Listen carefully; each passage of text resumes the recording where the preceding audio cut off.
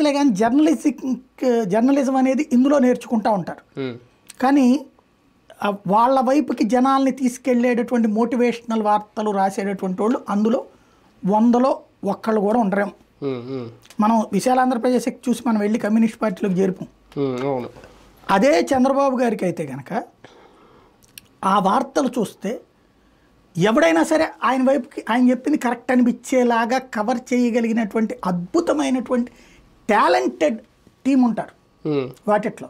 అప్పట్లో ఏం రాసేవాళ్ళు ఫస్ట్లో అంటే ఒకేసారి తీసుకొచ్చి నెత్తినేయకూడదు. చంద్రబాబు గారి స్టైల్ ఎప్పుడు డిఫరెంట్గా ఉంటుంది.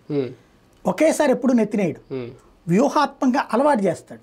ఫస్ట్ ఏం చేస్తారంటే మద్య నిషేధం మీదన నేను ఇంతకుముందు కూడా చాలాసార్లు చెప్పుకున్నాం. అప్పుడు ఎలక్షన్స్ ముందు అప్పుడు కూడా సేమ్ జరిగింది కదా. అప్పుడు ఏం చేశారు మొదట్లో, అక్కడ మందు దొరుకుతుంది, ఇక్కడ మందు దొరుకుతుంది.